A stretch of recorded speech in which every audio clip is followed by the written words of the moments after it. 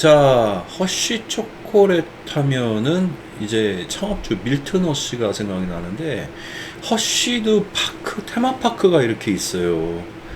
그러니까 참 좀 뭐라 그럴까, 나는 좀 안타까운 게, 우리나라의 이렇게 대기업들 이 어떻게 보면은 소비자들한테 팬 서비스라고 난 보여지거든. 근데 이런 부분들이 좀 많이 약하지 않나 싶어. 여러분들 내가 그 얘기했나? 여러분 알고 있나 모르겠습니다. 세계에서 제일 좀 그 굵직굵직한 브랜드들이 이렇게 보면은 이스라엘 유대계가 상당히 좀 많습니다. 이렇게 보면 한번 얘기를 한번 해볼까? 허쉬의 밀튼 허쉬 같은 분들도 마찬가지고요. 그리고 베스킨 라빈스의 어바인 라빈스죠. 그분도 유대 계열입니다. 그리고 또 뭐가 있을까? 던킨 도너츠. 던킨 도너츠 같은 윌리엄 로젠버거죠. 그분도 저 유대 계열이고요. 또 석유 재벌 이브라모비치, 그분 같은 경우도 유대 계열이고, 저 스타벅스 하워드 슐츠 이분도 유대 계열이고, 누구보다 제일 유명하신 분이 저기 IBM이죠. IBM 저 윈도우죠, 윈도우 창시자 빌 게이츠. 그분 같은 경우도 그 유대 계열이라고 그렇게 되어 있습니다. 그러니까 세계에서 어떻게 보면은 좀 그 되게 좀 능력 좋은 민족이라고 그렇게 평가를 많이 받긴 하는데, 그 말도 좀 어느 정도 좀 일리가 있긴 있는 것 같아. 세계의 주된 브랜드들을 많이 선도를 했어요. 근데 밀튼 허쉬도 마찬가지였습니다. 허쉬 초콜릿 또 좀 고급화 되어 있는 그런 포지셔닝을 취한 것도 있습니다만은, 그 하겐다스 아이스크림 같은 경우가 특히나 좀 그런 케이스들이 있죠. 뒷부분에 좀 상세히 좀 얘기를 하도록 할게요. 자, 봅시다. 하우스 오브 브랜드라 그래가지고 앞서서 얘기한 거 여러분들 이제 기억을 하겠습니다만, SPC라는 큰 그룹이 이렇게 많은 계열사를 갖고 있어요. 명칭들은 다르지만 이들이 모여가지고 하나의 그룹을 이루는 거, 이거를 하우스 오브 브랜드라고 얘기를 하죠. SPC 기업이 우리나라의 대표적인 하우스 오브 브랜드라고 이렇게 볼 수가 있습니다. SPC 그룹, 또 CJ 같은 경우도 해당이 되죠. CJ 그룹 같은 경우에는 또 영화 계열사도 있습니다. 여러분이 영화 보면은 뭐 CJ 뭐 이렇게 나오는 경우도 아마 많이 봤을 겁니다. 소니도 요즘 같은 경우에는 영화에 손을 많이 대고 있죠. 소니가 엔터테인먼트 쪽으로 많이 발을 뻗치고 있어요. 앞서서 내가 소니 잠깐 언급을 했습니다만은, 아날로그 계열에 있어가지고는 소니가 아주 주된 세계적인 기업으로 자리를 잡고 있었는데도 불구하고, 오늘날 좀 유명무실해진 게 어떻게 보면 일본의 장인 정신 때문에 그래요. 일본의 그 모노츠쿠리라고 얘기를 하죠. 뭔가 하나에 꽂히면은 일본 사람들은 한 그걸 뭐 100년 막 200년씩 해야 되니까 그 방향에 있어서 전문가가 되는 거는 맞아. 근데 이 약점이 추세에 제대로 대응을 못하게 된다는 부분이 좀 있는 것 같아요. 이렇게 보면. 그래서 일본의 100년 된 우동 가게, 뭐 이제 소바 가게, 소바야들이 굉장히 좀 많습니다만, 이게 뭐라 그럴까?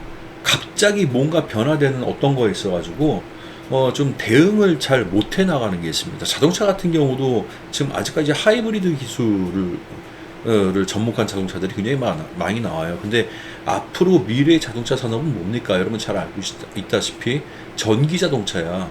현대기아는 그거에 발빠르게 좀 대응을 하고 있죠. 근데 도요타나 혼다 같은 경우는 준비 단계에 있습니다. 근데 그들이 뭐를 준비를 하고 있는지 내가 좀 기대하는 바가 좀 있긴 있거든요. 바로 저 고체 배터리입니다. 지금 모든 게 액체 배터리로 되어 있다고 하는데, 그거에 비해서 그게 이제 사고의 가능성이 높고 화재의 위험이 좀 있대요. 실제로 전기차 화재 나는 경우 많잖아. 근데 고체 배터리는 그런 위험성을 갖다 줄인다는 거죠. 그거를 제대로 개발해가지고 탑재한 자동차를 만들기 전에는 전기차를 안 만들겠다라는 게 일본 자동차 회사의 입장인 것 같아. 근데 조금 대응이 상당히 많이 지금 늦어지고 있습니다만, 아무튼 어떻게 해나가는지 좀 두고 봐야 되겠죠. 자, 원론으로 좀 돌아와가지고 SPC 그룹의 이 계열사들입니다. 이런 이 뭐 파리바게트, 바스쿠치를 비롯해가지고 뭐 샤니 알고 있죠. 그 옛날에 삼립 호빵, 호빵 만들던, 요즘도 호빵이 나오죠? 나옵니다. 호빵 만들기 뭐 삼립이 SPC입니다. 파리 크라상, 뭐 내가 잘 모르는 브랜드들도 있네요. 뭐 비알코리아 같은 경우는 뭐 워낙 유명하고 잠바 주이스 같은 애들이 다 포함이 된다라고 보면 되겠습니다. 자, 호빵, 오이 호빵. 교수님은 오이를 별로 안 좋아해요. 향이 너무 세가지고. 오이 호빵, 단팥 피자 호빵. 옛날에는 호빵 하면은 이거밖에 없어서 올리 이거야. 이거 아니면 야채 호빵밖에 없었는데 호빵도 이렇게 많은 라인을 만들었어요. 자, 또 베스킨라빈스도 한번 좀 살펴볼까? 이거 얘기하면서 여러분들 내가 하겐다스와의 경쟁을 좀 얘기를 꺼내봐야 되겠습니다. 베스킨라빈스 같은 경우는 비알코리아에서 운영을 하는데 비알코리아가 베스킨라빈스를 만든 건 아니란 거 여러분 잘 알고 계실 거고요. 그 매장 분위기 자체를 이렇게 보면 알겠습니다만 이게 타겟이 누구를 타겟으로 하는 걸까요? 이게 타겟이 누굴까? 어린 아이들입니다. 10대 한 후반서부터 해가지고요. 중반부터 해가지고 20대 한 초중반 정도까지가 메인 타겟이야. 그러다 보니까 알락달락하고 컬러풀한 이런 매장들이 상당히 많죠.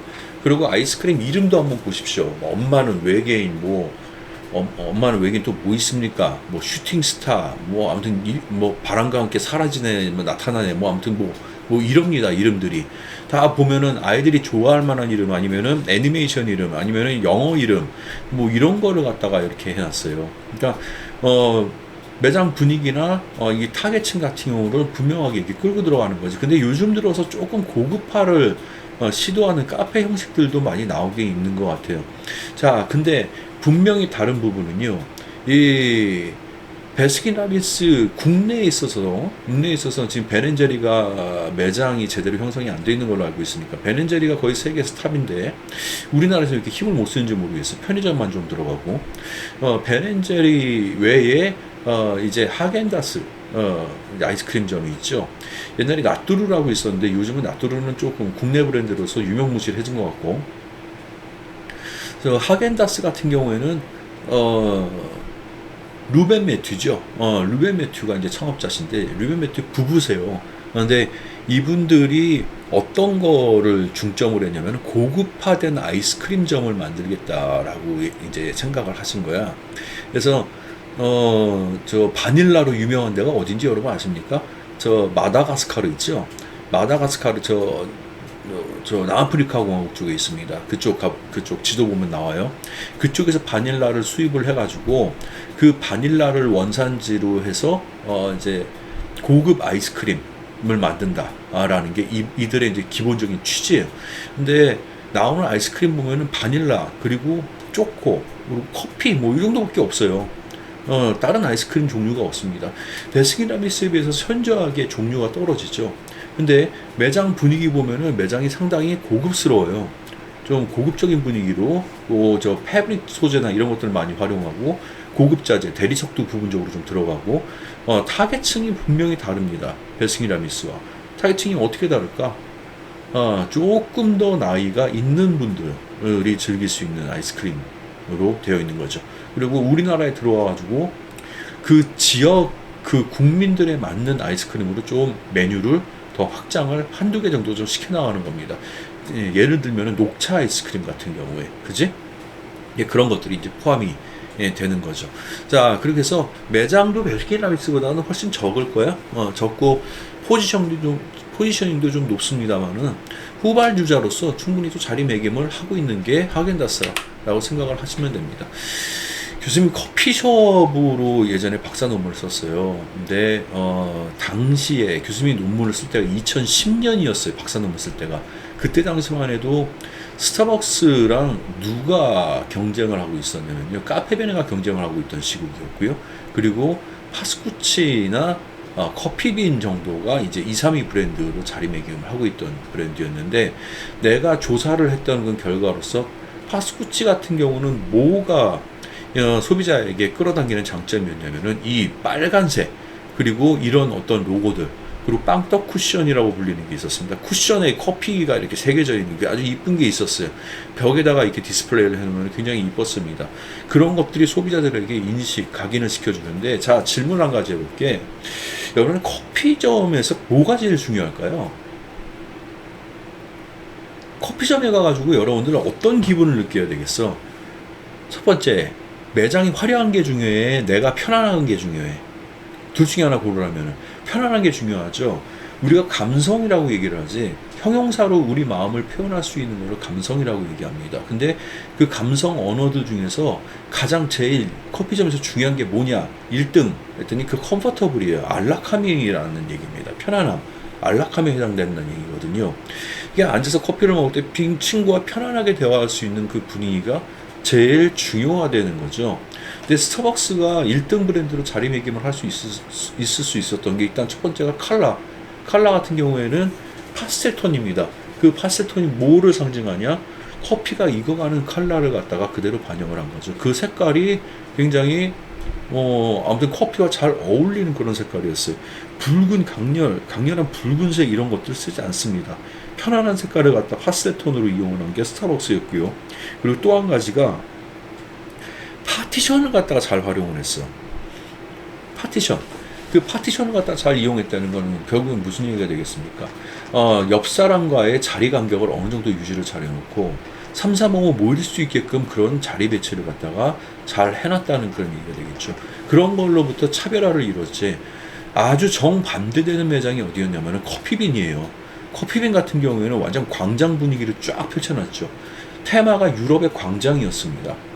그러다 보니까 의자 같은 경우도 테라스에 놓여지는 어떤 그런 의자들을 갖다 놨어요.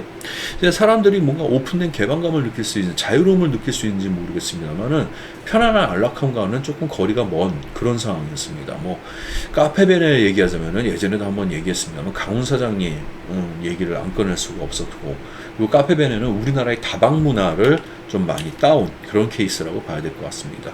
자, 앞서도 잠깐 얘기했습니다만은 파리바게뜨 같은 경우에는 국내를 넘어서 해외 프랑스에도 이렇게 진출을 했고요. 내부에 화강석 같은 경우를 쓰고 쇼케이스를 만든다는 얘기는 뭔가 유럽 현지에서 좀 고급화를 시도를 하고 있다라고 얘기를 꺼낼 수가 있습니다. 우리나라에 누가 뭐라고 해도 베이커리의 거의 1등 브랜드라고 봐야 되겠죠. 그렇죠. 자, 이게 하우스 오브 브랜드의 대표적인 브랜드로서 파리바게뜨의 오늘날 진출 현황이라고 봐야 될 것 같고요. 던킨이 왜 던킨인지는 내가 한번 얘기를 꺼낸 것 같습니다. 지금 4교시 내가 조금 빨리 진행하고 있어요. 얘기를 다 마무리 지으려고. 던킨 도너츠 같은 경우에는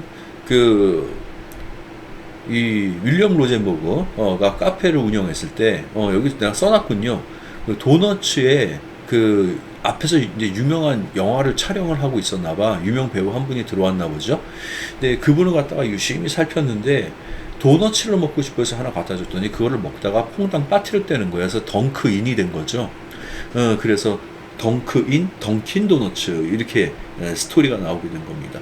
우리나라는 던킨 도너츠가 아무튼 매장이 굉장히 많죠. 근데 나는 요걸 좋아합니다. 나중에 우리 혹시 저기 사 먹을 일 있으면은 나는 꼭 요거를 끼워주세요. 이게 아주 맛있어요. 자, 들어갈게. CJ 그룹이 나오지. 아까도 얘기했지만 CJ, CGV, 올리브영도 있고, 엠넷. 야, 각양각색이다. 보니까 티빙도 있네. 티빙도 CJ 거야. CJN ENM, 문화재단. 투썸 플레이스도 포함돼요. 맞아. 제일제면소, 여기 국수 맛있는 거 여러분 압니까? 제일제면소, 뚜레쥬르 당연히 있고요. 너무 각양각색의 너무 다양한 분야에 진출이 되어 있어요. 얘도 하우스 오브 브랜드의 대표적인 브랜드가 바로 CJ 그룹이라고 봐야 될 것 같아.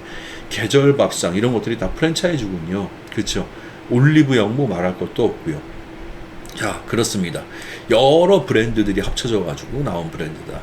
내가 이거는 여러분들 그 스케치업이나 맥스나 마찬가지입니다. 뭔가 컴퓨터 작업을 할 때 참고사항을 좀 얘기를 하려고 이 사진을 좀 끼워놨어요.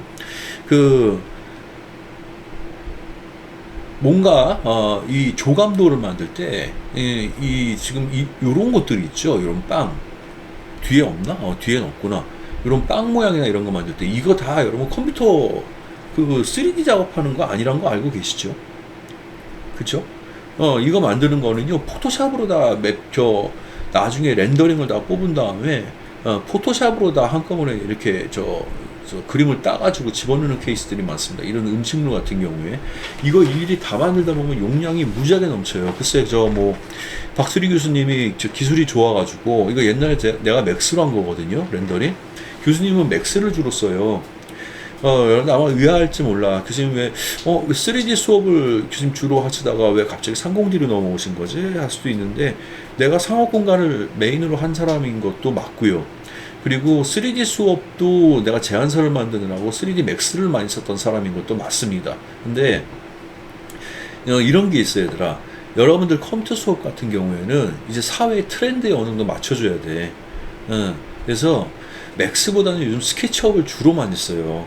그러다 보니까 교수님보다는 스케치업을 주로 쓰는 외부 교수님을 모셔와서 하는 게 낫다고 나도 제안을 했고 교수님들도 그거를 갖다가 수긍을 하셨어요. 그래가지고 그렇다 그러면은 기존의 컴퓨터 수업을 이제 외부에 강사 선생님한테 맡기는 걸로 하고 그래서 박세리 교수님이 겸임으로 오셨죠. 컴퓨터만 전문적으로 하는 완전히 오타쿠입니다. 오타쿠 그분. 그래서 스케치업을 맡기게 된 거고, 내가 어떻게 보면은 상업공간 디자인은 본 위치로 돌아온 겁니다. 여러분들이 나는 컴퓨터 전공이 아니에요, 얘들아. 응? 원래 교수님은 상업공간을 한 사람이고, 본 위치로 자리를 찾아서 돌아오게 된 그런 케이스인데, 맥스나 스케치업이나, 나도 스케치업을 좀 씁니다만, 이게 보면은, 이런 것들 만들 때 여러분들 용량 많이 차지해. 따로 만들면은. 이런 것들은 다 포토샵으로 나중에 끼워서 넣는 거다. 내가 예전에 맥스로 제안서 작업했던 거였어요. 자, P&G 그룹입니다. P&G, 프록터 앤 갬블이죠. 프록터 앤 갬블에서 내가 이 갬블, 하우스 브랜드 중에 한 가지 생각나는 게 프링글스예요. 여기 사진이 없나요? 사진, 여기 있네요. 프링글스 여기 있구나. 프링글스 과자를 나도 되게 좋아하는데, 이 프링글스 같은 경우에는 스토리가 좀 있어. 내가 그거 좀 짤막하게 좀 얘기를 좀 할까요? 이것도 또 전쟁 얘기네. 여러분들 막 이런 생각하겠다. 교수님 얘기한 것 중에 전쟁밖에 생각 안 난다고. 근데 이렇게 영향을 많이 미쳤어요. 이 프링글스 오늘날 과자에 이 로고가 생겨나게 된 이유를 좀 설명을 해주려고 그래. 한 소년이 그 소년 이름이 이제 윌리엄 프록터죠. 윌리엄 프록터와 제임스 갬블이라는 두 분이 P&G 그룹을 만들었는데, 윌리엄 프록터 그분이 어렸을 때, 아주 꼬마였을 때, 그때 세계대전 전쟁 중이었나 봐요. 근데 연합군 측에 막사에 가가지고 배가 고파서 감자를 훔쳐왔대. 근데 그 감자를 훔쳐오다가 들킨 거죠. 들켜가지고 이제 혼나거나 자칫하다가 진짜 죽음을 당할 수도 있지 않겠습니까? 근데 그분이 감자를 갖다가 혼내기는커녕 이것만 가져가면 어떡하냐 그러고 감자에다가 고구마 기타 다른 거를 다 또 얹혀서 또 놀러 오라고 그리고 보내줬다고 그랬대요.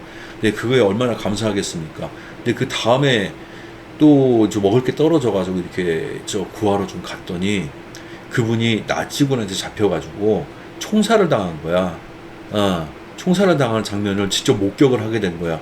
근데 총을 맞으면서 몸 안에서 그 아이에게 주기 위한 감자나 이런 것들이 두두둑 하고 떨어지는 모습을 봤대. 거기서 그냥 감동을 받았다고 그러죠. 그래서 그분을 잊을 수가 없었대요. 그래서 그 아저씨의 얼굴, 수염이 있었나 봐요. 그 아저씨의 얼굴을 갖다가 이렇게 로고로 만들어가지고 감자칩, 프링글스라는 과자를 만들게 되었다라고 얘기합니다. 이 프링글스, 나는 여러분들 콜라보를 이렇게 하면은요, 이 프링글스 콜라보를 하는 사람이 한 명 정도 좀 나올 줄 알았더니 아무도 안 나왔더라고요. 물론 이제 좀 두고 봐야 되겠죠. 한다는 친구가 또 나올지. 이 프링글스가 이런 식으로 계획을 해요. 프링글스 매장이 따로 있는 게 아니니까 슈퍼마켓이나 이렇게 하이퍼마켓 쪽에 들어갈 때 이런 식으로 시스템을 해서 들어가게 만든다. 라고 해가지고 이런 제안도 나오고요. 그리고 프링글스 같은 경우 콜라보를 또 많이 하죠. 그 크록스 신발이랑 이런 식으로 콜라보를 해가지고 나도 크록스 신발이 하나 있는데 요즘은 이렇게 붙은 걸 많이 신고 다니지만 이렇게 파는 거죠? 파는 겁니까? 그죠? 이렇게 붙어 있는 게 많더라고요. 자, 아무튼 이 콜라보레이션도 많이 진행을 하는 게 바로 이 프링글스라는 브랜드입니다. 자, 내가 여기까지 설명을 해서 브랜드 쪽을 마치려고 그러는데 그 뒤에 지금 시각 쪽 관련된 얘기나 이런 것까지 좀 펼쳐나가기가 조금 무리가 있을 것 같아요. 일단 브랜드 얘기를 여기까지 해서 마무리를 지을게요. 자, 듣느라고 일단 수고 많았어요. 자, 내가 마지막으로 요 얘기를 좀 덧붙일게요. 이게 뭐냐면은 그 브랜드 아이덴티티 17페이지 보면은 이 내용이 나와. 근데 내가 여러분들한테 샘플 파일만 이렇게 좀 던져주는 식으로 내가 교수님이 좀 미안해요. 시간이 아유, 미안합니다. 시간이 많지 않아 가지고 지금 현재 그런 종목에 자세하게 설명을 못한 상황일 것 같아요. 지금 수업이 여러분들 이루어진 후에 이게 5주차가 되는 상황인데도 여러분들 분명히 4주차 수업 때 바쁘게 아마 여러분들 한 거를 체크를 하고 거의 마무리를 짓는 상황이 될 것 같아가지고 내가 예상컨대 분명히 요 얘기를 못할 것 같아서 내가 이 부분에 마지막으로 짧게 한 5분 정도만 얘기를 좀 덧붙이겠습니다. 다른 부분, 앞부분 같은 경우는 다 괜찮아. 여러분들이 보고 충분히 따라올 수 있는 부분인데 지금 이 부분에 이게 무슨 말이지? 하고 여러분들이 좀 의아해할 수가 있어. 근데 명칭이 이거는 이렇게 생각을 하세요. 여러분은 내가 누차 얘기하지만 가반, 나반 비교하지 말라 얘기하죠. 가반은 이 명칭 안 쓸 거야. 근데 교수님 실무에서 이렇게 명칭을 썼어요. 브랜드 쪽에서는 브랜딩 할 때 컨셉이라고 안 하고 컨셉 대신에 브랜드 에센스라는 단어를 씁니다. 여러분 알고 계세요? 브랜드 에센스. 이게 여러분 컨셉입니다. 컨셉을 짤막하게 슬로건으로 표현을 해요. 짤막하게 슬로건으로 프라이머 스릴 뭐 이런 식으로 이제 이 친구가 만든 겁니다만 여러분들 내가 슬로건 조사하고 뭐 이런 얘기 한 건데 헷갈리지 말아야 되는 게 기존 브랜드의 슬로건을 갖다가 여러분 조사를 하랬던 거야. 이제 여러분들만의 슬로건을 따로 걸어줘야 돼요. 여러분들만의 슬로건을 뭐냐 이거야. 여러분들이 앞으로 나타내고자 하는 리뉴얼을 하는 브랜드의 슬로건은 뭐냐. 리뉴얼을 할 거에 대한 브랜드 슬로건. 이게 여러분들 브랜드 에센스자 컨셉의 주된 키워드예요. 이걸 중심으로 코어 아이덴티티라고 핵심 나오는데 이게 핵심 모티브가 된다고 보면 돼요. 모티브입니다. 이 친구 같은 경우는 눈을 이용을 했죠. 여기서 연상 단어 키워드로 해가지고 스키, 리프트, 아이스크림 모티브, 이게 모티브 키워드에 해당이 되는 거야. 이해 가시죠? 그래서 이거를 갖다가 어떻게 이용을 하느냐는 이제 여러분들 상황에 따라 달라지는 거예요. VP, PP, IP에 이용을 한다 하는데 내가 지금 계획상으로 비주얼 프레젠테이션 PP, IP에 해당되는 게 뭔지 아마 좀 세부적으로 4주차에 설명을 끝냈을 거예요. 내가 이거 지금 선 녹화를 하고 있기 때문에 이렇게 좀 얘기를 할 수밖에 없습니다. VP, 비주얼 프레젠테이션 매장에 들어갔을 때 쇼윈도에 해당되는 부분이라든지 아무튼 메인으로 사람의 주목을 끌 수 있는 부분이 비주얼 프레젠테이션이라고 얘기하는데 그게 파사드나 쇼윈도 등등에 해당된다 라고 내가 얘기를 했었죠. 자, 이런 것들이 VP, PP, IP에 과연 이런 것들이 어떻게 적용이 될 것이냐. 이 친구는 VP에 지금 스키날이 들어왔네. 그죠? 스키날. 그리고 내가 기억을 하는 바로는 그 IP 쪽에 이 리프트가 들어왔어요. 리프트를 통해 가지고 행거를 직접 만들었어요. 아이스크림 패턴은 천정 부분에 들어왔습니다. 어디가 되든지 간에 아무튼 이거를 적용을 시켜주면 돼. 직선적 요소, 스테이지나 이런 부분에 지금 보면은 뭐 아이스크림이라고 얘기했는데 이런 격자 패턴들을 적용을 시켰어요. 그런 것들이 PPIP에 부분적으로 들어오시면 돼. 꼭 스키가 VP에 들어가고 꼭 이게 리피트가 IP에 들어가고 꼭 이게 PP에 들어가고 이런 법은 없어. 얘가 적절하게 조합되어 가지고 VP, PP, IP에 적용이 되면 됩니다. 자, VP는 쇼윈도우, 파사드, 카운터에 해당이 되고 PP 같은 경우는 중앙 스테이지 부분이 해당이 돼요. 카운터 뒤쪽 부분도 해당이 되고요. 잘 익혀두세요. IP 같은 경우에는 요런 행거나 이런 부분이 해당이 됩니다. 아니 교수님 우리는 지금 일반 패션 매장이 아닌데 다르지 않습니까? 라고 얘기를 하는데 그러면 뭐 예를 들어 가지고 지금 VP 부분이 파사드 쇼윈도우가 없어? 그럼 쇼윈도우 빼고 다른 거를 얘기를 해주면 돼. 가장 주목을 끌만한 부분이 어느 부분이냐? 라는 거를 갖다 짚어주면 됩니다. 만약 VP 부분이 중앙에 어떤 뭐 거대한 장식물을 만들었다. 이게 교수님 저는 VP에 해당이 돼요. 그러면 그걸로 집어 넣으면 되는 겁니다. 응? 알겠니? 그러니까 결국에는 이거 분홍색과 초록색 부분은 동일하게 가도요. 이 파란색 부분은 명칭이 바뀔 수가 있다는 걸 여러분들 이해를 하시면 돼요. 자, 그리고 여러분들 이게 사이트 조사를 하는데 박혜준 교수님이랑 이런 얘기를 했어. 이게 천안 지역에 있는 사이트를 갖다가 이용을 해주면은 뭔가 조금 좋은 좀 유리하대. 우리가 PBL 수업을 갖다가 유지를 시키는데. 그래서 내가 수업 시간에도 잠깐 얘기를 하겠습니다만 이 사이트 조사할 때 천안 지역을 좀 체크를 한번 해보라 라는 그런 얘기를 좀 덧붙일 생각이고요. 그리고 내가 미리 얘기를 합니다만 우리가 하는 공간은요 10m에 7m 정도 돼요. 10m에 7m. 이것도 가반보다 사이즈가 좀 작을 거예요. 내가 일부러 작은 사이즈를 시킵니다. 여러분 공간 크면 클수록 채워넣기 힘들어요. 10m에 7m 정도 되는 공간으로 내가 지금 적용을 시키려고 합니다. 이걸 알고 계세요. 그러면 총 이게 몇 평? 70회배죠. 70m 제곱이 나오죠. 10m에 7m니까 70m 제곱이 나오지. 그럼 이게 몇 평이냐? 대략 23평에서 5평 사이가 나올 거야. 요걸로 공통적으로 적용을 하는데, 자, 그럼 문제가, 여러분들 또 이거 생각을 해봐야 돼. 1, 2, 3, 4층으로 만든다고 치잖아. 다 입구가 1로 나겠습니까? 2, 3, 4층이? 아니죠. 여기 계단이 들어가고요. 입구가 이쪽으로 날 거야, 2, 3, 4층은. 이쪽으로 입구가 난다고, 2, 3, 4층이. 근데, 그렇게까지 고려를 하면은요, 여러분들 하기가 너무 어려워져요. 그죠? 그래서, 입구는 모두 동일하게 여기 놓고, 매스 작업은 그냥 서브라고 생각을 해주시면 될 것 같아요. 매스 작업은요. 자, 요 조닝 짜고 이제 플랜 작업하는 게 여러분들 들어가게 될 겁니다. 이 타이밍쯤에 슬슬 아마 그렇게 되지 않을까 싶어서 내가 미리 앞서서 여러분들한테 요거에 대한 설명을 좀 해주고 넘어갑니다. 수업 시간에 또 자세한 얘기는 또 계속 하는 걸로 합시다. 아직 5주밖에 안 됐어요. 그죠? 시간 많이 남았습니다. 자, 내가 이런저런 얘기 좀 많이 했는데, 듣느라고 수고들 많았어요.